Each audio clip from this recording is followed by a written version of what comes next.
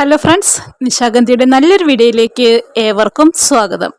ഇന്ന് നമ്മൾ ഒരു കൂട്ടം കുറ്റിമുല്ലയായിട്ടാണ് വന്നിരിക്കുന്നത് കേട്ടോ. അപ്പോൾ അത് നമ്മുടെ ഔട്ട്ലെറ്റിൽ സ്റ്റോക്ക് വന്നതാണ്. അപ്പം നമ്മൾ കഴിഞ്ഞൊരു വീഡിയോയിൽ പറഞ്ഞിട്ടുണ്ടായിരുന്നു നമ്മൾ ചെറിയ രീതിയിലൊരു മുല്ല കൃഷിയൊക്കെ തുടങ്ങുന്നുണ്ടെന്ന്. അപ്പോൾ അതിൻ്റെ ഭാഗമായിട്ട് കുറച്ച് പ്ലാന്റ്സ് നമ്മളിവിടെ മാറ്റി വെച്ചിട്ടുണ്ട് കേട്ടോ. അപ്പോൾ നമുക്ക് എല്ലാ സീസണിലും ഒരേ രീതിയിൽ പൂക്കൾ തരികയും അത്യാവശ്യം നമ്മുടെ കയ്യിൽ നല്ല രീതിയിൽ മുല്ലയുടെ കളക്ഷൻ ഉണ്ടെങ്കിൽ നല്ല രീതിയിൽ നമുക്ക് ഒരു വരുമാനം കണ്ടെത്താൻ കഴിയുകയും ചെയ്യുന്ന ഒരു മേഖലയാണ് നമ്മുടെ മുല്ലക്കൃഷി എന്നത്.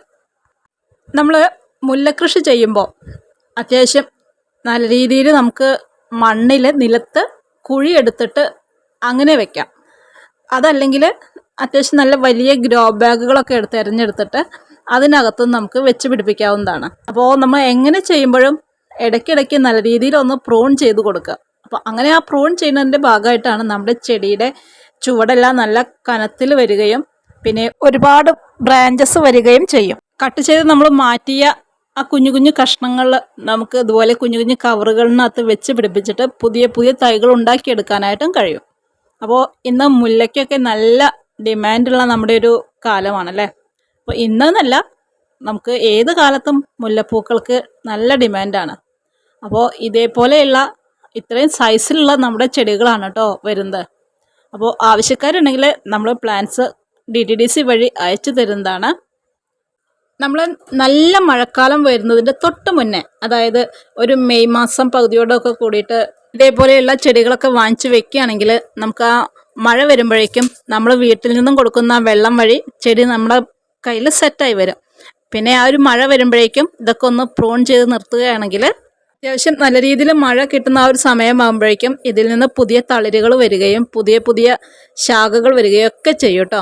അപ്പോൾ നമ്മൾ ഇത്തരം മുല്ലച്ചെടികൾ റീപ്പോർട്ട് ചെയ്തതിന് ശേഷം നമ്മൾ ആ പൂക്കളും മുട്ടുകളും എല്ലാം ഒന്ന് നല്ല രീതിയിൽ കട്ട് ചെയ്ത് കളയണം. എന്നാൽ മാത്രമാണ് നമുക്ക് ഇതിൽ നിന്നും പുതിയ പുതിയ ശിഖരങ്ങൾ വരികയും നമ്മുടെ ചെടി നല്ല കരുത്തോട് കൂടിയിട്ട് വരികയും ചെയ്യുള്ളൂ കേട്ടോ.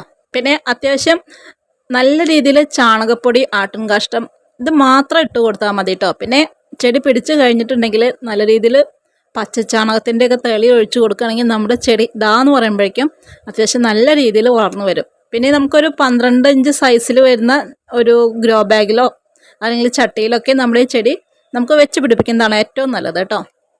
അങ്ങനെ ഒരു ഗ്രോ ബാഗിനകത്ത് വെച്ച് പിടിപ്പിക്കുമ്പോൾ നമുക്ക് ഇടയ്ക്കിടയ്ക്ക് ചെടി വലുതാവുന്നതനുസരിച്ചിട്ട് മാറ്റി മാറ്റി വെക്കേണ്ട ഒരു ആവശ്യം വരുന്നില്ല.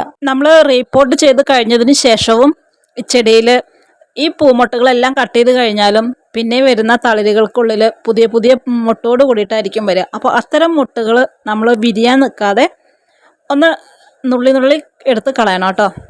അപ്പോൾ നമ്മൾ ഒരു 3 മാസം കൊണ്ടൊക്കെ നമുക്ക് നല്ല രീതിയിൽ ഒരു ആദായം കിട്ടുന്ന നല്ലൊരു മേഖല തന്നെയാണ് കേട്ടോ നമ്മുടെ ഈ ഒരു മുല്ലക്കൃഷി. പിന്നെ നമ്മുടെ വീടുകളിലൊക്കെ മുല്ലച്ചെടികളുണ്ടെങ്കിൽ നമ്മുടെ ആ ഒരു പരിസരത്തെ കാറ്റിന് പോലും നല്ല മുല്ലപ്പൂക്കളുടെ സുഗന്ധമായിരിക്കും അല്ലേ. അപ്പോൾ മുല്ലച്ചെടികൾ ഏത് കാലാവസ്ഥയിലും നല്ല രീതിയിൽ വളർന്നു വരുന്നതാണ്. നമ്മളൊന്ന് റീപ്പോർട്ട് ചെയ്യുന്ന സമയത്ത് കുറച്ച് ചാണകപ്പൊടിയും കുറച്ച് ചകിരിച്ചോറ്, കുറച്ച് നമ്മുടെ വീട്ടിലെ മണ്ണ്, ഈ 3 എണ്ണമാണ് അത്യാവശ്യം. അപ്പോൾ ഇതിട്ടിട്ട് നമ്മൾ ചെടി ഒന്ന് റീപ്പോർട്ട് ചെയ്ത് വയ്ക്കുക. ഓൺലൈനിൽ വാങ്ങിക്കുന്ന ചെടികൾ ഇതേപോലെ ചെയ്യരുത് കേട്ടോ.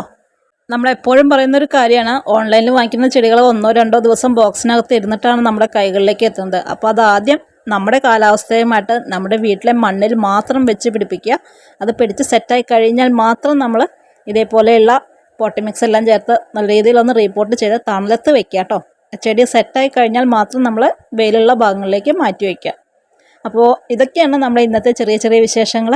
മറ്റു നല്ലൊരു വീഡിയോയുമായിട്ട് വീണ്ടും കാണാം.